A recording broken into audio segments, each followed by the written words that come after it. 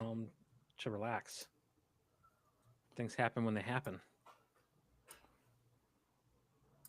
Should be going now. Okay. Oh, is this one live?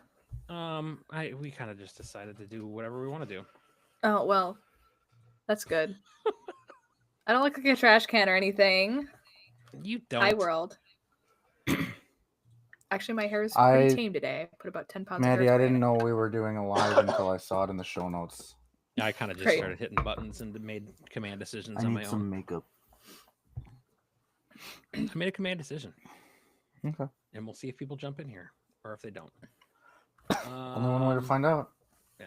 We have one viewer, and I'm thinking it's probably Badger. No, it's not me yet.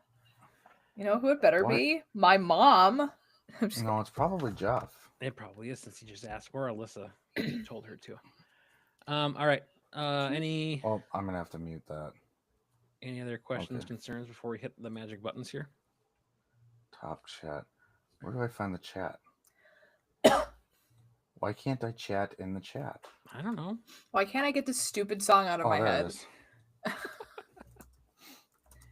It's change the color of this. Let's see here. Get out of here. All right. Get out of here, text. All right. Why is this in here? I want this gone. Jeff, you're gonna really have to drive the chat. I think you're the only one here. Juliet, Echo, Foxtrot.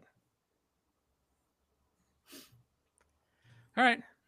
Ready? I'm always Do ready. we want to? Okay. Do we want to give it like 2 minutes? No, I should bug my dad. What day is it? Now Alyssa's texting me talking about how we're a bunch of teases, but I don't think she's in here yet. Yeah, I don't know if she is. So I'm gonna hit, just while we're waiting, I'll just hit the intro buttons. Sure. I'll give people a second to get in here. Maybe. All right. Professionals. Are we live on YouTube too? That's where we are live. Yeah. Oh, well, I don't know. Yeah, I just put it on YouTube. Okay. Then I'm going to share a link to my dad. Maybe he'll join. Okay. It's a little late, but... Hi, everyone. This is super well organized. I'm going to try. This isn't real podcast, right? No. I don't know how to do it, but yeah, at the end, it turns into one.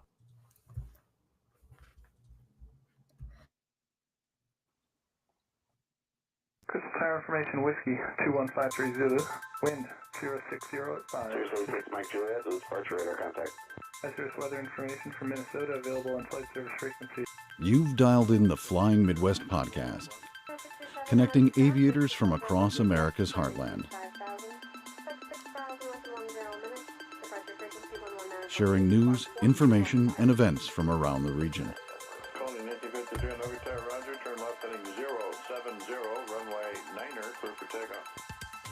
Sit back, relax, and join our crew for some hangar talk as we discuss a wide variety of regional aviation topics. Departure 71143, flying flight, runway 28 left, clear for takeoff, left hand southbound first. And now, from our home at the Anoka County Blaine Airport, our checklist is complete, and we're ready for departure for another episode of the Flying Midwest podcast. Contact departure, every flight.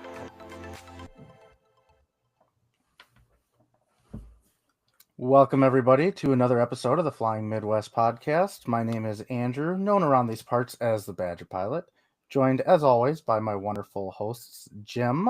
Hello, Jim. Hello. And Maddie. Hey, Maddie. Hey there. Hey, what have you guys been up to? Working like crazy, but even in that space, I've been playing around way more with YouTube, and I had a surprise that I think I told you both about in posting one of my videos over on Aero Exploration. I have no idea what I did. I don't know that I can repeat it. One of my videos went from 200 views the video before to 40,000 views in the next video. Wow. I have no idea. Look at you. That's awesome. It is awesome. I'm guessing it was, so what I've been doing is like the This Week in Aviation History thing on that channel until I can actually get flying and start making flying content again. But I'll Sure. kind of keep that going too. But it's like a quick little 3 to 10-minute thing, depending on the topic, that just talks about an event in aviation history for that week. So, but this one was on Jimmy Stewart. So I'm wondering if that was part of it, that you take this iconic actor from back in the World War II era who's got all of this flying experience too, and you tell that story, and I don't know what happened. It took off. So, yeah, I'll take it. I don't think I can do it That's again because the video after that was like 1,700. But Oh. There's some retained viewership though, maybe. yeah, there's some. And the other one I just posted the other day, so I don't have a good like analytics on it yet. But yeah, I'm up to I don't know, I'm pushing 400 subscribers at this point too. So Yay. just a quick plug for myself because this is all about me. This is the Flying Gym podcast. This is Flying Gym podcast where we talk about gym and all this flying. No, if you haven't checked out Aero Exploration, I greatly appreciate it. And if I can add some subscribers with listeners from this podcast, I'll take that too. So, everyone in the comments, by the way, is talking about how there's a puppers in the video. Puppers. I heard Yes, there Hyper was a applauding puppers, your sorry. subscribers. So Sorry, yeah, that's I couldn't mute the puppy. I had my It's- hands full, literally. it's fine with a dog, literally. Yes. Guest She's appearance by snuffling. your dog Piper. Bye, Piper. Oh, she says hello. Oh, hi. The other thing is just kind of working through the stuff with the engine overhaul. So our plane's still down, and just with work commitments, I haven't been able to actually go fly anyways in one of the club planes. So I'm kind of just where I'm at. So what do you do? Make YouTube videos, apparently. Yeah, that's a thing you could do. Or I could maybe, I don't know. I could maybe study for my CFI stuff. I wasn't gonna say I did. I'll throw it out there. it. It's a thing I could do. Badger, how about you? What are you up to? Not really flying, that's for sure. But I've had, kind of like you, some other projects to keep me busy and engaged in aviation. I've been working on building KML files so you can actually upload practice areas to sectional charts on ForeFlight. I think it'll work on Garmin Pilot too. It's been kind of an interesting project, talking to different CFIs from the area and getting their take on what the practice areas are. Yeah. Certainly not like an official thing. I wouldn't even say it's advisory. It's more like situational awareness. But when I was a student pilot, I really didn't know what the practice areas were, other than like we have Holy Hill. It's a major landmark. If I'm a little bit west of that, I know I'm in sort of a practice area, but trying to make it a little bit more organized and maybe help some of the CFIs in the area. And I'm actually expanding it out. I've got some Madison and Green Bay area practice areas as well that some of them are pretty well nailed down, and some of them, depending on who I get information from, are very different from each other, even for the same area. So all that being said, it's been kind of a fun excuse to just sort of be in the sectional charts and yeah, just sort of playing with it a bit. There you go. No, I think that's a really smart idea. That tool, like we have ours for their flight school, and it's kind of used by the other flight schools at the airport, but like, it's just West practice area. Like, what does that mean?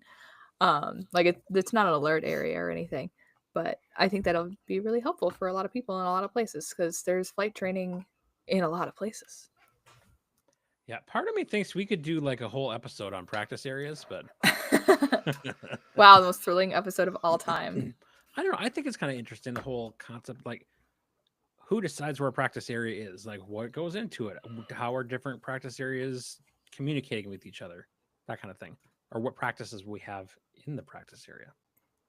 You know, it's funny you mentioned that, because when I went on Facebook asking for people to provide some input and direct message me, one person commented, well, anywhere technically is a practice area if you really want it to be. If you're like, practicing, I don't know. Yeah. the practice area is where you're practicing. I will say this. I went a little overkill with the like the Milwaukee and surrounding Milwaukee area, breaking up That's where you larger are. ones into smaller sections. Yeah, that's what I do. Yeah. But what I was really proud of is I sent it to a Milwaukee controller and overlaid some of the approach plates on it. And I said, look, this is what I came up with. I think it avoids all the finals. And he was like, dude, this is freaking awesome. Like, he said it was a good job keeping practice areas away from the finals for all the busier airports. Yeah. And he liked it too, because at least in Milwaukee, the controllers aren't super sure of where our practice areas are. Sounds like Madison and Green Bay, they're a little more familiar, but it's all in the name of keeping everybody on the same page. And Yeah, again, it's situational awareness, and that's about the highest it rises to. But again, it's a fun little project. yeah. I'm Maddie's getting wearing- rated again. Maddie, are you being rated again? What? I Every forget time you we guys do a can live, hear there's that. all these sirens. It's awesome. Maddie's I being can rated. barely hear it. I don't even It's- register it. It's the Oh Fizdo. my god. It's the Fizdo. Actually, it's not the Fizdo. I'm in pretty good with the Fizdo right now. So I've been there twice in 2 weeks. So Did you use a fast pass from Brian The Turner? oh, I should have. Oh, that would have been so funny. Oh shoot. Next from- meeting, I'll have to bring one in. Okay. That's so From the funny. chat, Alyssa wanted to point out that we should put all the practice areas in the Volk MOA complex. They'll love it. Yes. Yeah.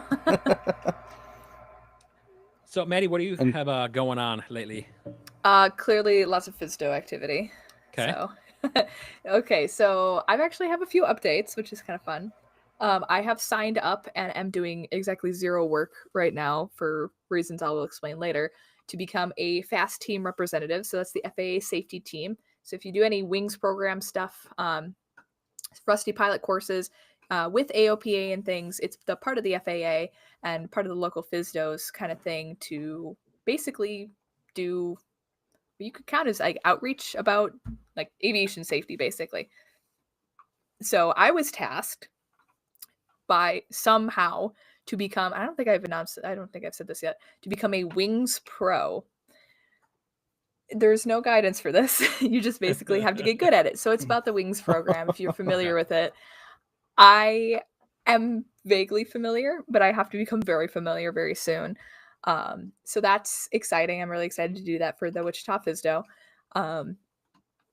What that means for me, I don't know. Maybe I'll get to do a rusty pilot seminar or something. I don't know. It'll be fun. So that's one thing. As of yesterday, I became a Gold SEAL CFI. Oh, good for you. Congrats. I did it. That Thank is you. awesome. Congrats. Thanks so much. It took For me a those- year. Huh? I was just going to ask, for those not in the know, what does it mean to be a Gold SEAL CFI? Because it's a big deal. It's awesome. It is. It's mostly bragging rights. It's something, it's a feather in one's cap, so to speak. So Goldfield. Wow, I hate that this is a live episode. I can still cut that in the actual published I episode. know, but Just Jeff the cool is gonna kids in hear the live it. get to watch you mess up just real time. I guess. So to become a Gold SEAL CFI, one must have a couple of things. 10 first-time check ride passes, 80% of which must be, or 10 check ride sign-offs with at least 8 of those being passing. So a total of 80%.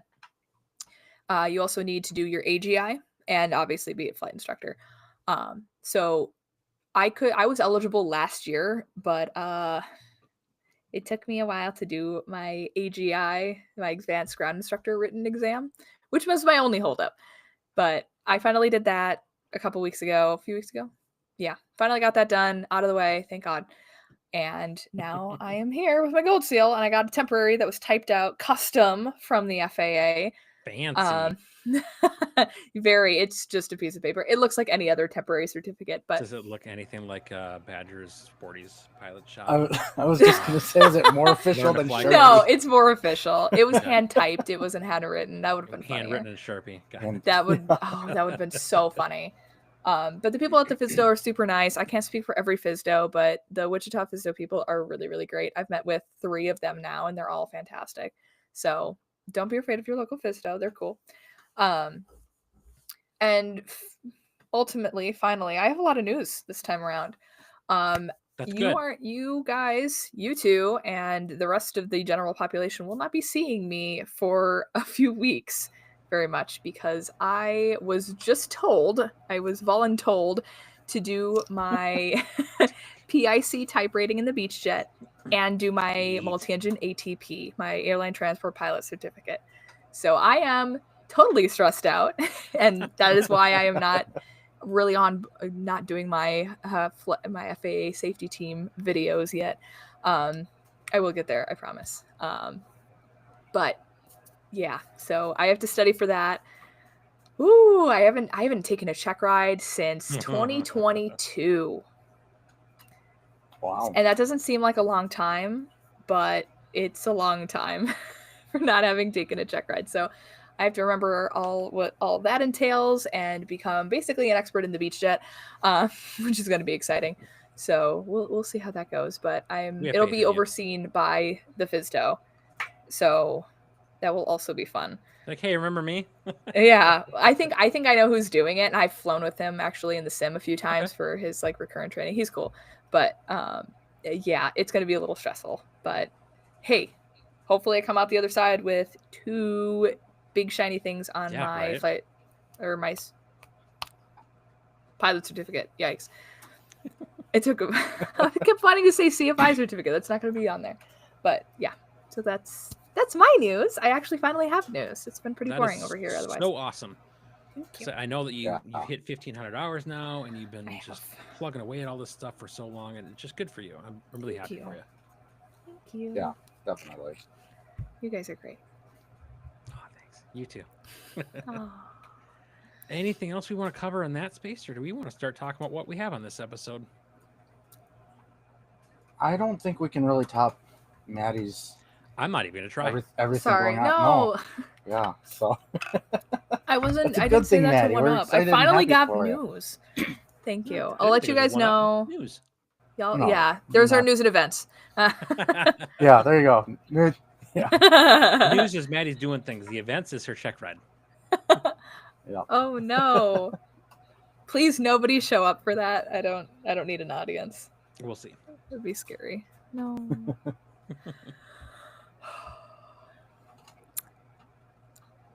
Well, should we talk about what's going to be on this episode?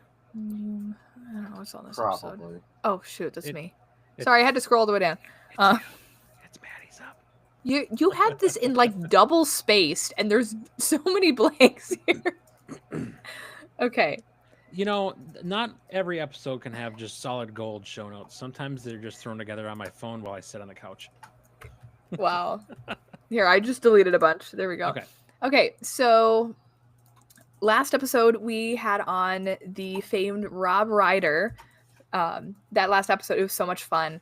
He is the host of I Learned About Flying From That, which is, I think, I Laughed.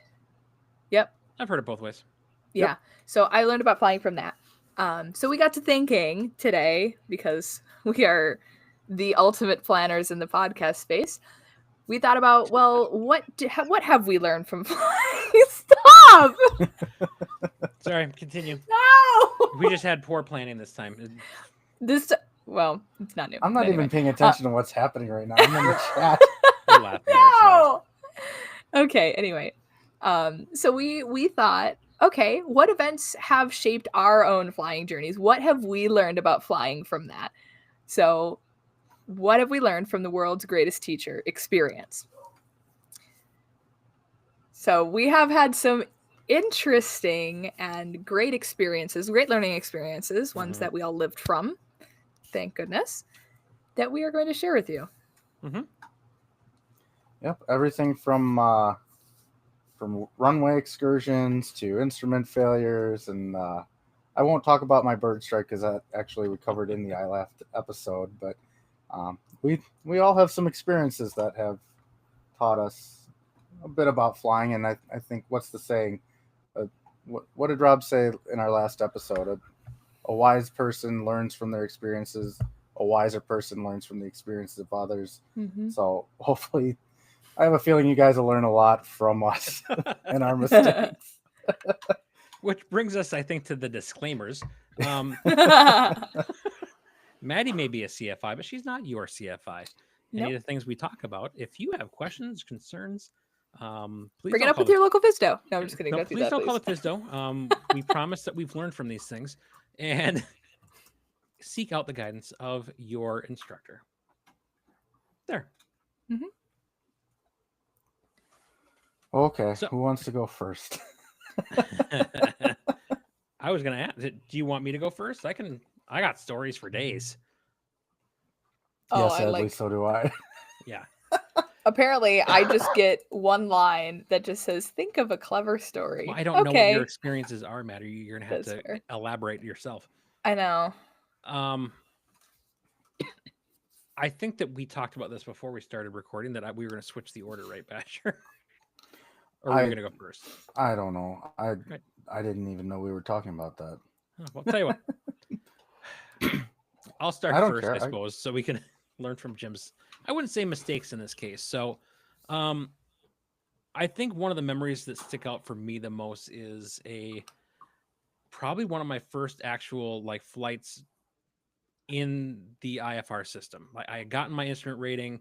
I had done some stuff with my instructor, obviously with actual IMC, and I had flown up to like the northwestern corner of Minnesota for an event, and I was flying back with a friend. And as we're coming back, that it's summer, so we've got the typical kind of buildups that are happening, and we're going through some of them without any real issues. They're not anything big. There's no precipitation. There's no real. It's just your fair weather cumulus stuff. But as we're in one of the clouds, something just didn't feel right, and I'm trying to trust my instruments, but what I'm seeing is not necessarily jiving with what.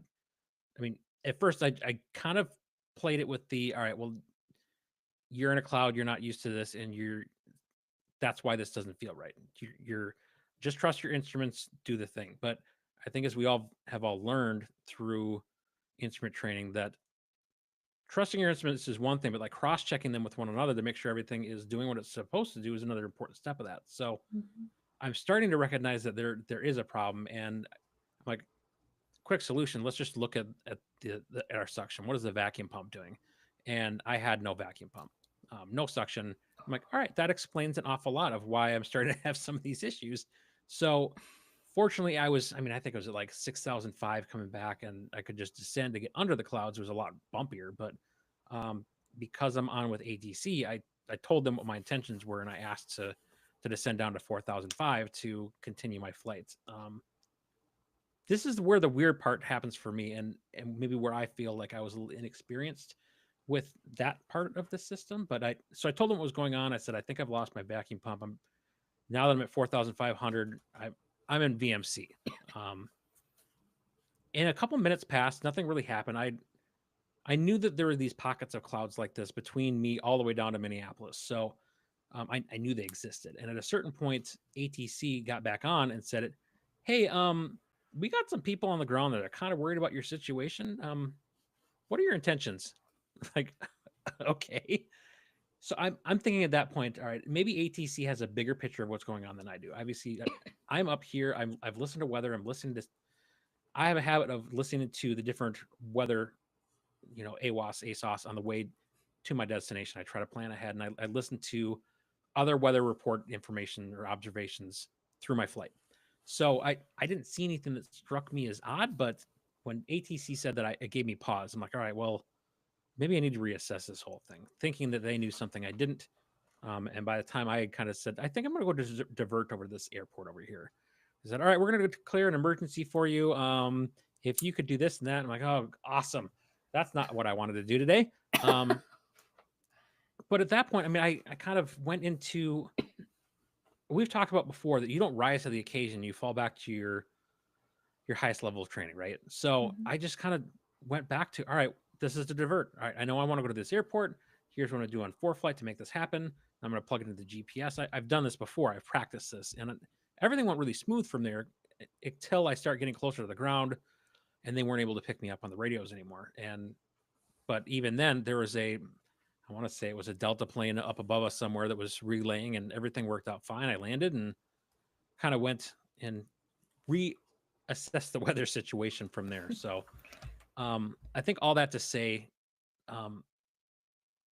I learned to trust my training. And not only that, but like even in looking at the instruments, and realizing something was wrong, but like cross-checking those things is so important to not just trust your instruments, but to cross-check them with the other instruments you have there to make sure everything makes sense. So that's one of those stories I won't soon forget. And ultimately, we ended up flying back just VMC, not an IFR flight plan. But I made a plan of, all right, well, all the weather reporting that I'm seeing, all the observations at all these other airports between here and there are still, it's VMC if I want to fly at 4,500. I realized I said 4,500 before, but I was IFR, so I would have done it for. Anyway, 4,500 was still going to be doable VMC on the way back. So, but just in case, again, they knew something I didn't, I planned out the rest of my route so that I would, every 20 miles or so, I'm right over another airport. So if I have to make that decision of, all right, this is getting too dicey, I could land again. So, so I kind of just played leapfrog all the way back down to Minneapolis. So that was a fun little experience for me. Wow. I didn't like the emergency language though. No. I want to talk about my student got an emergency declared on him the other day, even though he was like fine. Yeah. It was an alternator failure. And he was like, I was just chilling, but they declared an emergency for me. I'm like, dude, I'm sorry. But I like the idea that I had a set of eyes watching me and they wanted to make sure I got down safe. I have no problem with that whatsoever. It just threw me off a little bit. I'm like, oh, this is more serious than I thought. no. End of the day, it was just fine. It was just another precaution, I think. And having that set of eyes and having their people going, I don't like what I'm seeing ahead of you. And it gave me a time to, rather than just, I want to get back home, because at the end of a long day, I wouldn't say I was forced to, but I landed and I reassessed my whole situation. And I had totally planned to just stay at the airport I was at. Like, all right, this doesn't work. I'll park here and I'll figure it out. So You reduce the external pressures. yeah, there we go. Risk management. Good job. Look at that. Wow. So I'm sure what babble everybody- an awful lot. No, I'm going to have you keep babbling because Oh, I'm sure great. what everybody wants to know is, are you still just swimming in an absolute mountain of paperwork from this emergency being declared? No? No, I had done some checking and they wanted nothing from me. So No kidding. No phone call from the FSDO or anything? nothing. My student got a call from the FSDO. But that was probably about it too, right? Yep. That was it. They Yeah. just wanted to know. Yeah. Because they rolled the trucks. Okay. Because of course they did. Sure. I have pictures. It was hilarious. Yeah, I talked to ATC when I was on the ground and there was nothing beyond that. This is where the FSDO's listening. I'm going to get a phone call tomorrow morning. Right. That's okay. The FSDO has entered the chat. Can I interject? Excuse me. It's relevant. I did not handle this as well as you did. So last August, I was flying with a student and Jim was what to do. This is what not to do. So Said no one ever. take The this Jim as is you what will. to do. Well, there's a first for everything, Jim. Okay. So I had been training with students there was a nice thick layer of stratus clouds that hung out over here in Wichita, which doesn't happen super often, for like 3 days straight, which was awesome.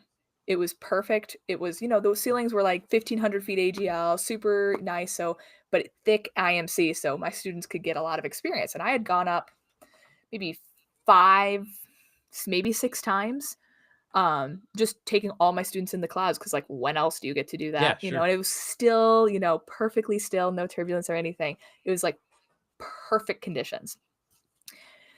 So something that you may or may not know about being a CFI who does not have an airplane nor any money is we don't fly a whole lot, which is a very good way to get complacent and rusty. Sure.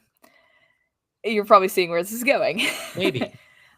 So I went up with a student. He was just about to take his private pilot check ride. And I like to do BAFE in the clouds, so basic attitude instrument flying, just flying around, turns, climbs, descents, whatever. We get a block altitude. We can maneuver as we please, just so they can get a sense of what it's really like having nothing visually outside. It's a very good experience.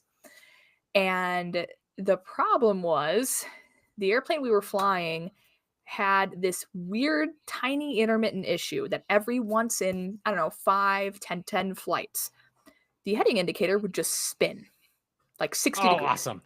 Yeah. and no warning, no nothing. The vacuum system was fine and everything. And again, this is how you not handle something. So I'm not throwing the student under the bus. He did just fine. But me, my partial panel skills were not great. So I see, we're kind of talking, and I see that the heading indicator is starting to precess. And I'm like, hey, are you seeing that? And he's like, yeah, I see it. And we look at the compass. Compass is like frozen and we were on a heading of west. So it would have moved one way or the other. It was totally frozen. There was no turbulence, nothing that would, make it move. And I was just like, oh, this is good. And in that second that I said that, I think, and it's a little hazy, but I think the student corrected for that because he was flying still. And we got into an unusual attitude. At that point, I didn't know where we were, which is a very disconcerting feeling while you're in the clouds, while you're in anywhere. But it was quite a moment of almost panic. So I take controls, but at this point, I don't know. And, it's, we're moving. So I couldn't look super closely at the suction gauge. So I wasn't sure if we were getting vacuum pressure, but I just had to operate under the assumption that we had lost gyros because I could hear it. We were in a descent and in a turn. Yeah. Turns out we looked at the ADS-B data. We had made a right hand descending turn to begin with. So that wasn't fun. Now the severity of that turn and stuff wasn't terrible, but it was just enough to catch a rusty instructor off her game. And I will tell you, I have never had a moment like that in my life of that, oh no, I don't know if I can do anything about this. And not in a resignation kind of way. Well, it is resignation of that. I don't think I can do anything about this. I think we might die. And then, the training took over and I'm like, okay, I just need to get what I have. What do I have? If I don't have gyros, what do I have? Okay, I've got airspeed. I've got my ears. I can tell we're climbing or descending. I can hear, because I can hear the RPM change. I said, okay, I have that. I have my turn coordinator. I have my compass. I have my altimeter. Okay, I have all those things. I have those. And let me tell you, trying to ignore what could be faulty data is extremely difficult. Now, if it's like dead, I don't know, Jim, how yours looked, but if it's dead, it's like, okay, I can ignore that. That's not a real indication. Yeah. But when it's like, oh, it might still be working, I'm not sure, that's when it gets kind of scary. So, I was looking, and finally I got the airplane under control. We were in a stable descent, and I had made that, okay, I am in control. We are descending fine. I just want to get out of the clouds. This is enough for me today. Yeah, for So sure. I ended up just defaulting to my highest level of training, which was flight safety. So at flight safety, we declared lots of emergencies. So that's what I did, because I knew that we had. Can you stop it, please? I'm telling a story. This kid, I swear. Wait, hold on. I need to interrupt for a second because literally in the comments, I was asking who all's still here, and Ryan said, "I'm just here to see Maddie's dog." And no more than 20 seconds later, just Piper interrupts. So I'm sorry. Come here. Continue. People want to see you. No, we'll take a slight break. Yes, Continue. hi. Would you have something to say about this? No. Apparently okay. not. Like, No. I'm out. Yeah, I dropped my phone. I'm just here to jump. Yeah, she's just here to bounce. And I will note that for those who can't see the chat, every time that your dog jumps in the background, Ryan has typed in boing, boing. Oh, that's too good. Ryan, I'm glad you're enjoying Miss Piper. She is wanting to go OUTSIDE. We are not doing that right now. I'm telling a story. So, It's story anyway, You I'm almost declare done. a lot I of promise. emergencies. I declared a lot of emergencies in my time as a second in command, call and co-pilot. So unfortunately, that was the thing that I thought to do, because I'm like, I was razzled. I knew I was, even though I knew I had a handle on the airplane, it was fine. I just said, here's where I am. Here's where I'm at. Here's what's happening. I'm descending to VMC. So I knew the ceilings were like 1,500 feet. Yeah. I was like, that's plenty of distance. I just want to go VMC. I want to go home. This at end of discussion. Now, what people don't necessarily tell you about declaring an emergency is that suddenly there's a lot of talking. And so the controllers, they don't know what your workload is like. So he was telling me, here's the nearest there's Hutchinson, it's 13 miles away, north is this heading. There is Wichita, here's the ceiling. I'm like, stand by. It's like, yes, for fuel and souls on board. I'm like, 2 souls, stand by. Like, just like, I can't think, you're too loud. But eventually I got below the clouds. The student handled it really well. But we were both shaken, and that was kind of, what I learned about flying is to never stop respecting the art. I think there's a quote from Ernest K. Gann that I want to bring up, that I could go grab my book and go look.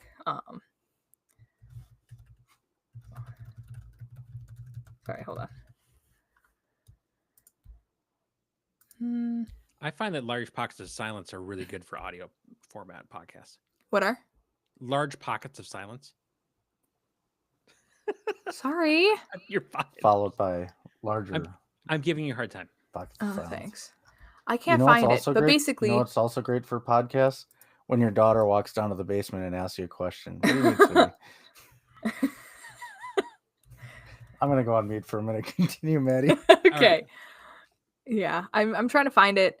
But basically, it's about respecting flying, because flying is that sinister thing where it demands respect. Just like the sea, how you hear, people who sail or, read old books about sailing and things. And there is this innate and profound respect, and not quite fear, but just, awareness that this thing is amazing that we do, but it can kill you if you don't take the proper precautions, you don't stay current proficient. And I learned that very quickly, in that moment of, oh no, I think I might die. And then, of course, the voice saying, like, you idiot, you're not going to die. And plus, no, you can't kill a student, you moron. No. Thankfully. It's really bad for your record if you do that. Yeah, it's really not a good look. And also, I don't want to be responsible for that. Yeah, no guilt seal for me, honestly. Just revoke it, honestly, at this point. But that was... It does show how, though, training is important, especially... I dealt with a lot of resignation issues in my initial training, and I had to do a lot of that. Like, no, you can do it. You can make a difference. What can you do? Do one thing, and then the rest will come. And it's what I preached to my students, and that's what I did that day. So I learned, don't get complacent. Please go fly, at least do the sim, keep on if you're instrument rated, partial panel skills cannot be understated. Please do the thing. And, yeah, don't be like me. So it was not my finest moment as an instructor.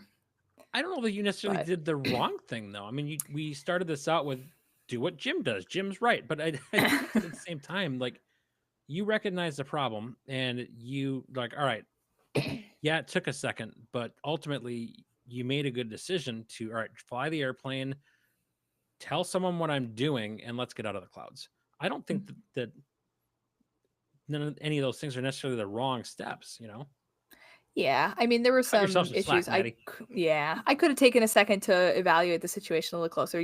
Hindsight's 20/20. There's so many things that I could have done, but it's what I did do, and I don't regret doing it. It was very shattering. I had no idea what I was in for declaring an emergency. I've never actually done that. That was the first time I had ever declared an emergency. So for realsies, and the sim doesn't count. But what was nice though, is that I had the confidence to just do it. I had a moment of like, I can't declare an emergency. Like, what if, like, think of the paperwork, like, is this a real emergency? And my brain's like, it doesn't matter. You're not in the state that you were supposed to be. You've definitely broken some IFR regulations already by descending way beyond where you were supposed to be. I'm like, I just need to let them know that something's going on. Yeah. So that's what came out of my face was Mayday, Mayday, Mayday. Yeah. Was it a real emergency? Hard to tell, but that is in the eye of the beholder, I think. I'm inclined to agree.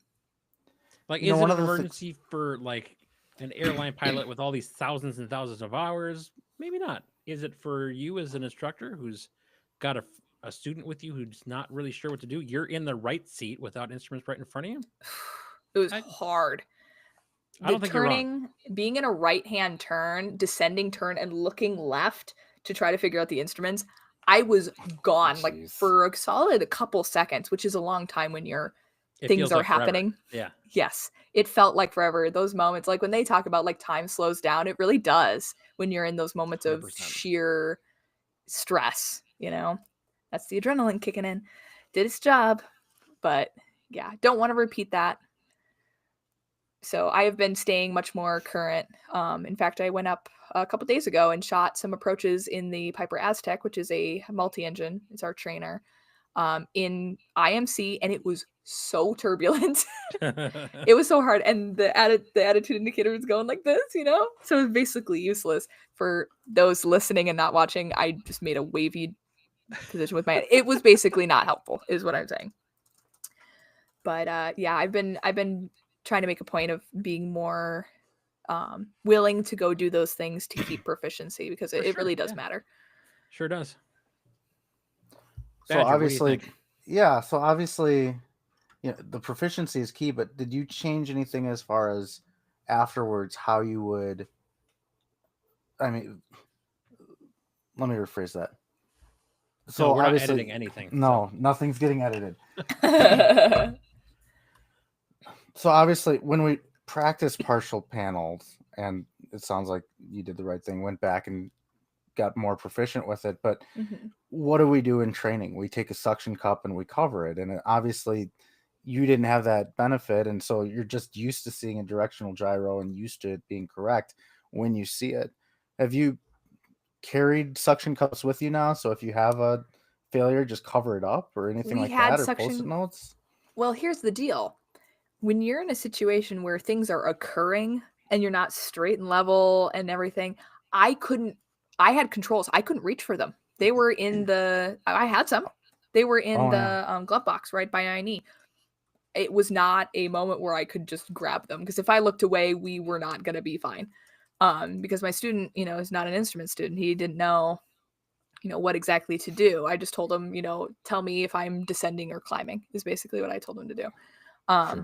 Just so I could focus on one thing just for a moment. But yeah, he did great. But yeah, it was just one of those things where I thought of it after the fact, like, that's why we carry suction cups, kind of. But at the same time, it was just, there was no time. I couldn't grab those. I was just, we are in this situation, and now I have to fly us out of it. So it wasn't, had they been like right there, maybe, but again, that involves me reaching over or give them to the student and stuff like that. Yeah, It's looking motions away, I couldn't spare. I Right. couldn't risk an extra tilt of my head, because that's how I got disoriented in the first place. So it was just not feasible. Maybe I'll strap them to myself next time. I don't know that that would have mattered, because I know, and again, mine is totally a different situation. I wasn't in the clouds. I recognized what was going on, and I just got out of the clouds. I mean, I was like in and out of them, right? I had the suction cups like right next to me, and I never for a second thought to put them on there. I think it's just like, oh, it's for training. It's not for real life. Yep. But I specifically, when I'm like, all right, I got my rating out, I'm going to buy these suction cups. If I ever have a problem, I've got these. I'm ready. But I never practiced it. So they just sat. Yep. Did you want to go to the comments here for a second, Badger? Yeah, I can Look at the comment section yet. I was going to send it to you guys, but Oh, I think that you should go for it. yeah. So we've talked about declaring emergencies, and there's two good comments here in the chat. One's from Ryan, who says, if you think it's an emergency, then it is. And Alyssa, who says that two of her favorite crash analysis YouTubers are always preaching over and over again, do not delay in declaring an emergency. And I'm pretty sure I know which YouTubers she's referring to, and they have countless examples of, if you delay declaring until your engine actually dies when it's a partial loss of power, you delay when you're in a graveyard spiral, when you're inadvertent, IMC, it's too late. The second you think it's an emergency, go ahead and declare. So it's like at that moment. Sorry. Yeah, and you guys have both given perfect examples of, you're not going to be just smothered in paperwork 8 ATC is going to give you the tools you need to get out of your situation and to help you. And maybe a phone call from the FSDO was it. And they never called. I never got any contact about it. That's it. I thought I was Jeff like, points they're out, going to too. revoke my certificates. I'm going to need a 709 ride. But nothing ever happened. And not saying like there are no repercussions for those things. Like it is something, don't just declare an emergency willy-nilly. But yeah, I think most Right. at least you're alive to be able to fill out paperwork. Amen, Jeff. Thank you. Yep, exactly. Yeah, that was my do we biggest. wanna- Alyssa you wanna also get a wants to story know from, if you got any pictures with the firefighter trucks and all that. I got pictures of my student with them. I will post them. I'll post them to the Discord. Give me a sec. Yes, I did. All right. So, Badger, I think it's your turn to talk about an incident that you've learned from. Yeah, so unlike the ones that you guys have shared, mine is not equipment induced. Mine is just stupidity induced. But we'll Sometimes go those are back the to my best student. kind. Sorry. No, Those are the That's a good best one. kind. It's true. Yeah. So mine goes back to my student pilot days. And so, you go through all the basic maneuvers, you learn how to land a plane, and finally you get to solo. And so a little bit of a backstory with this. It was during a student solo, but when I was doing all of these landings at my airport, there's a generally north-south paved runway and a generally east-west grass runway. And anytime I was with the instructor and we were doing full stops, if it made sense to get off at the grass runway rather than going all the way down to the next paved taxiway, my instructor would just say, "Oh, you can just turn off in the grass here." And so in my mind, it's, "Oh, you can turn off in the grass here. Yeah, you're fine. Just turn off in the grass." So here I am, student solo, and I land on the paved runway. And in my mind, I hear my instructor's voice saying, "Oh, yeah, you can just turn off in the grass here." Except I wasn't at the grass runway. And I just went into this little, like, very shallow ditch. But as I'm turning off, I feel the nose go down. And I'm just absolutely like, you want to talk about a sinking feeling in your stomach. Oh no. Because now I'm thinking, oh no, here I am, a student pilot, probably just came inches away from hitting the prop against the ground. Oh, right? Ugh. Yeah. Like I'm dead in the water before I even get a chance to take my check ride. So, oh no. yeah, just it was a terrible. Thankfully, everything was fine, and I was a little shook up, but I did another lap in the pattern and exited the runway where I was supposed to. And I don't know, maybe in hindsight, I was practicing for someday flying into Oshkosh where you have to turn There you off go. in the grass. Except for this Yeah, let's wasn't go with rolled that. out nice for you. Right, exactly. You have some real world soft field experience. Yes, exactly. So I told myself I would never do that again, and I never did during the day. But Oh goodness. it was not that long ago. I was flying with our friend Ed from the Flying Stampede, and we were doing a night flight, and we were at an airport that I had never been to at night, and I'm taxiing to what I think is the runway, and Ed says, "Where are you going?" I'm like, "I'm going to the runway." He says, "Stop, that's the grass ahead." I stopped probably maybe 2 feet left of pavement before the grass. And at night, you got those blue taxiway lights. They're spread out. And I'm looking at my map on ForeFlight for the airport layout and the taxi diagram. And in my mind, it's geo-referenced, and I think I'm in the right place. No, I wasn't. I wasn't. So the lessons from that is brief your taxis and brief them 2 or 3 extra times if it's at night. Or you're not familiar with the airport. Yeah. Yeah, exactly. So I think that's a good transition point into like a thought that I had that we've all had those moments where like, oh geez, that was stupid, or can't believe that I did that. But yeah, I think as we've kind of talked about here, that sometimes those moments are the best to come up with the, well, I'm not going to make that mistake again type of moments. So in the spirit of learning from each other and not making other mistakes, do we have any other stories we want to talk about in the realm of, well, that was stupid, why did I do that? Oh, Not necessarily like equipment or our other stories, but I know I have one. Or I have a couple. I know I have some. I just can't think of any right now. I have so Well, many. I've done well, so I'll many say- dumb things. I'll say this. Oh, I have one. Not so. Sorry. Okay, continue. you go. You sound excited. Go ahead. She's No, excited. no. I'm recalling, and I have something. It's not well. It was exciting. It wasn't fun. What were you gonna say, Badger? Mine was also exciting, but not so much fun. I'll go quick. I'll try to make this one fast. Yeah, go Unless ahead. you want to go. This is the definition of Midwest polite. No, you go. No, you you go. Okay, you go. We are in a typical Midwestern standoff. Yes. Maddie, you're up. There. I Okay, made a fine. command decision. Gosh. Ladies Ugh. first. Oh, okay. All right. So back when I was a new instructor, these are all instructing for whatever reason. I don't know why. Probably because I made a lot of dumb mistakes being in charge. So I was a very new instructor back 2 years ago when 3 summers ago, August of 2022. Wichita was dry, windy, and like 110 every single day for like Yuck. a month. It was the worst. I felt like I was in Groundhog Day. Like every day was the same because the weather was identical and everything. It was terrible. Anyway, one day, the literal perfect storm occurred. I knew there was a cold front coming through, but I didn't think it was coming through as fast as it did. And I think that was just me like not looking ahead enough on the weather to see how fast it was moving. Again, I learned about flying from that. Don't be dumb with your briefings. So I was like, oh, I can do one more flight today. I was going to take a guy out to do instrument work. It started, it's like an omen almost. We take off and it's bumpy. It's so bumpy. I like didn't even want him to do hood work. And then we fly through, and I kid you not, a giant flock, I guess, of dragonflies. I've never seen anything like it in my life. It was so surreal. I'm like, what is going on? I was like, dude, take off your goggles. Look at this. And he's just like, what is going on? I was like, heck if I know. I don't know. Nothing good, probably. And it just started, it's like, you know, when there's just something in the air, you're like, something's wrong. And that was me. It I was dragonflies? like,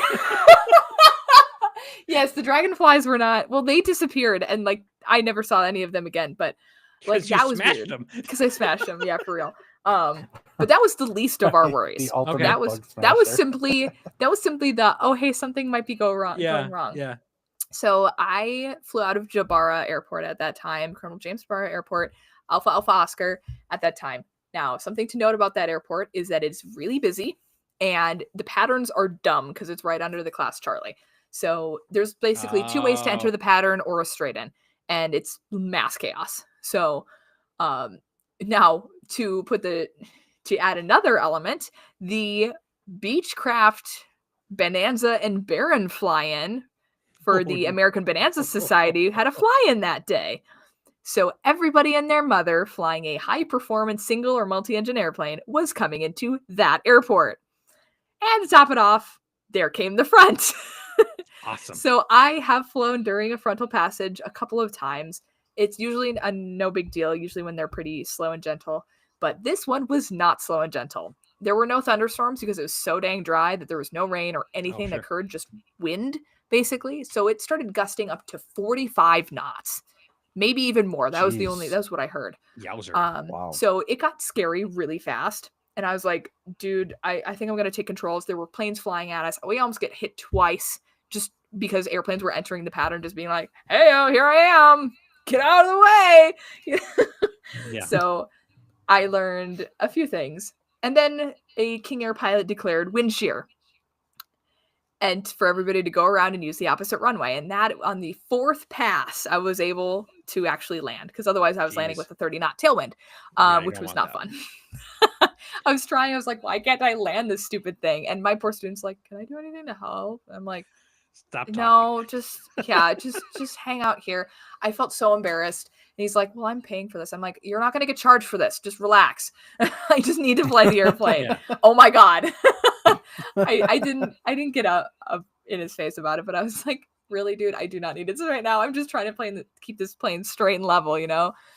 But finally we land, and yeah, the winds were right down the runway, but they were 26 gusting 46. And we almost flipped the airplane taxiing back in because, yeah. Don't do that. Yeah. I believe it. It was not my finest moment. I literally walked into I was living with my best friend at the time. She's now in Minnesota, but I I walk in the house, I'm like, today was the worst day ever. But then she came back with, did you die? And I said, no. She's like, well, it could have been worse then. So thanks, Gabrielle, for keeping me sunny side up. Yeah. But yeah, I learned to monitor weather, monitor local events, because what the heck. Yeah. And also to be very wary of people in the pattern and if you have a tailwind. But it was hard because there were literally 12 people in the pattern. It was nuts. So perfect storm, literally. I think that my dumb moment was, I'm just going to start the story with the lesson of use your damn checklist and actually use it. My issue was I was flying an airplane that I wasn't as familiar with another organization that had a different checklist than I was using when I regularly flew a 172. So I'm using that checklist and I'm like, I'm following the checklist. But then I got into my habits of how I flew with the club. And this organization I'm flying with in this 172 has put on the parking brake. And we never did that in the club plane. You just put your feet on the brakes, you advance the throttle for your run up. Ta-da. I think people might know where the story is going at this point. So I left the parking brake on. I started the taxi. I'm like, man, this thing is really not going. Eventually, if you put in enough power, it's going to move. So I was able to taxi, get on the runway, take off, and I was working the pattern. When I came back to land, that was a very uncomfortable feeling because that thing it was really squirrely when you touched down on the parking brakes on. Sorry. Oh no. That is one of those things though. Like I will never do that again. I'm not saying that I'm perfect with my checklist, especially now that I'm consistently flying the same plane all the time. And maybe that's bad on me for getting complacent in that space. But yeah, I sure as hell check the parking brake every time I finish my run up. Mm-hmm. We don't use our parking brakes for exactly that reason. One, because my boss has had several just come out on the Cessnas. Just, okay, it's gone now. Good luck. So just using your feet on the brakes is perfectly adequate. And who wants to forget that and run into that kind of situation? And to Alyssa's point, those poor tires. They weren't like the same quality as when I took off. Oopsies. But after that, it's not like I did like 7 landings with the parking brake on, and I'm guessing that it wasn't a very good parking brake set up in the first place because I don't. It was squirrely, but it wasn't anything that like this is a really really bad thing. Like it's not like I thought I was going to crash the thing off the runway or anything. But yeah, I didn't use the parking brake anymore after that in that plane. So yeah. Well, all I have is a parking brake. I don't have toe brakes on my plane, so. Oh, that's right. Well, the Piper you have a Piper. The Piper parking brakes rock. Those brakes really work. The Cessna brakes, no. Yeah, no. Mediocre at best, I'd say.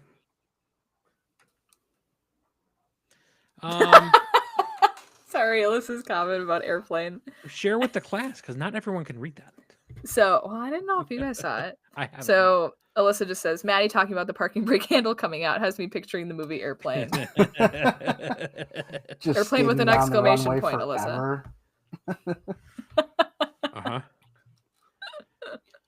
Well, you guys both gave a serious one, and all three of us have given kind of a silly one. I'll give one more kind of serious one, and it's short. And the lesson basically is just know your memory items and know your flows. I can't remember if I talked about this in a previous episode, but I had a partial power loss on a recent flight, just for no apparent reason in the moment, and just kicking in and catching it right away. And initially I reached for the throttle and thought, nope, that's not a good idea, and started working the flow right away. The emergency things that need to happen fast, have those as memory items, and then obviously back it with a checklist if you have time. But just a short reminder, that's not necessarily a lesson from flying per se, because it's a lesson we all at least should be learning during our private pilot training. But make sure you're keeping up with the flows, and be ready to act whenever you might need to. Amen. Well, thank you to both of you, and for those in our comments as well. But thank you too for sharing your stories, and I hope that some of our listeners can learn from our mistakes, and maybe even reflect on some of their own moments or mishaps or close mishaps, and stay away from that space of complacency that we can sometimes fall into, and just keep trying to be safer, more proficient pilots. Did we learn And about if you have a flying story from that that? you'd like to Darn share it! with us, No! It's okay, we tried. Continue, Badger. what? No, just continue. Were we gonna do the same thing? What? No, I don't know. no, I don't think so. If only there was like Okay. a document of some sort that laid out who was supposed to say what and when. Oh, I have no idea where we are in the document right now. See, it's not just me. Ha! So for those of you who can't see our show notes section here, I wonder if I can I share my screen here? Oh no, I have a swear. I'm just- Let's see if I can share my screen. It felt natural in the moment. I'm just raw dogging it right now. Like, God, don't say that. Don't do that. All right, so for those of you, It's an now you get an aviation inside term. look here. the No, it's the current not. generation No. knows it as it is an aviation term. It's where you fly an entire flight with no reading material, no smartphone, no iPad. You No. don't even get to watch the No, infotainment thing. no, I know that's not what it No, originally no, means, but that's what no. everybody now We believes it can't- means. no. I am not about to explain to my parents what that means. Also, Ryan, here is your dog content. I just explained what it means. It means That's being not on a what it flight means. with On to no what I was gonna entertainment so- at all. I have Say hi. shared our show notes for everyone. I Somebody highlighted back what me up in the comments here. no, he's on his own. I I have written, we are here. And then Maddie is giving me grief about, long show note, blah, blah, blah. But then you're like, I had no idea where we were. I just typed it there. All right. That's my little tangent for a second. And then it also, as you all can see, it says who's supposed to talk about what. and demonetized. Badger screwed it up. All right. I'm done sharing. Peek behind the curtain's over. I just want to point out that Google AI refers to it as a slang term that means to do something without preparation, support, or equipment. Or Okay. protection. And I think I showed that I Right. was trying to talk without preparation. You fail. I'm not going to read the next line Oh, of what it Please says. don't. Maddie, did you have something that you'd like to say? No. I don't know. Where are we in the show notes? Where were we? Oh, I know what I was going to say. I'll get us Oh, back you on say it, please, This is all Patrick. my fault. Try to save this. All right. Yes, Alyssa, I know about Urban Dictionary. I'm trying to forget it. All right. If you have a story that you'd like to share with us, and even better if the statute of limitations is expired, feel free to share it with us in the Discord.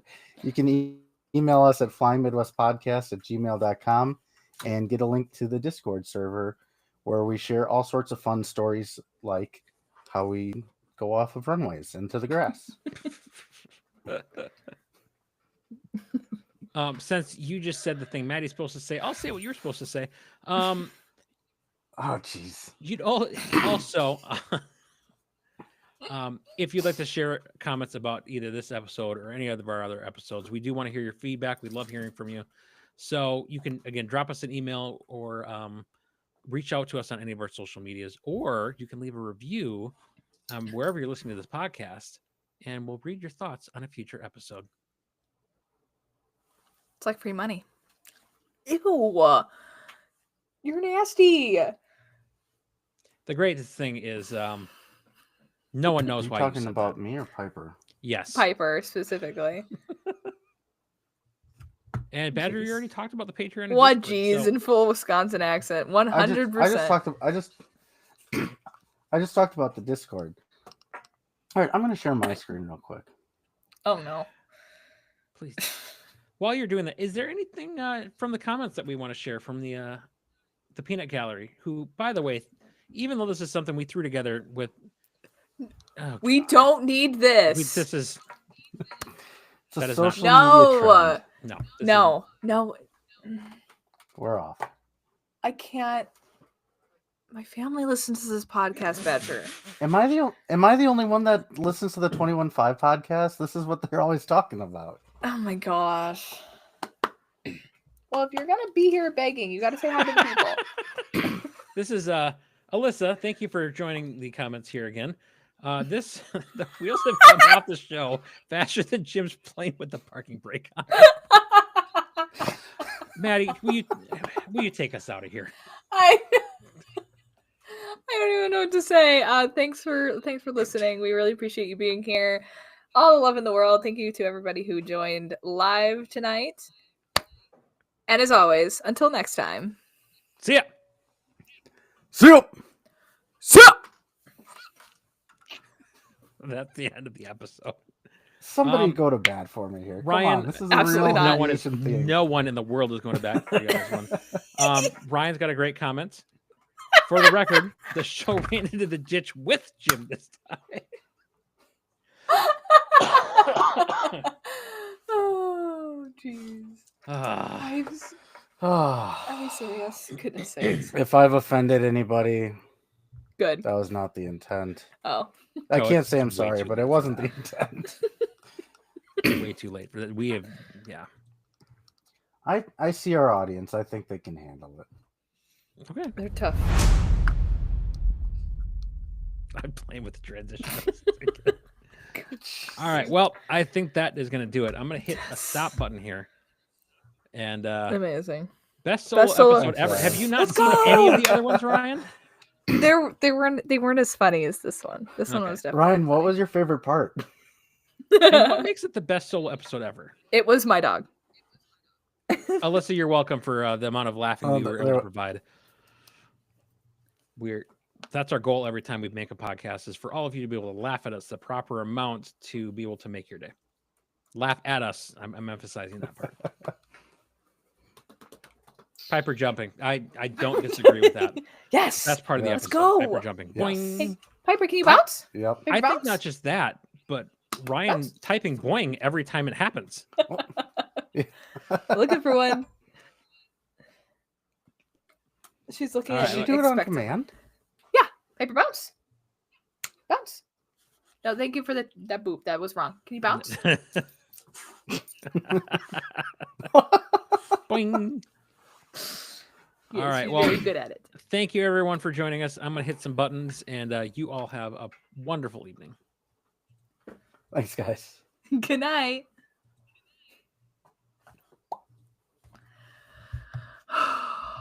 Goodness sake.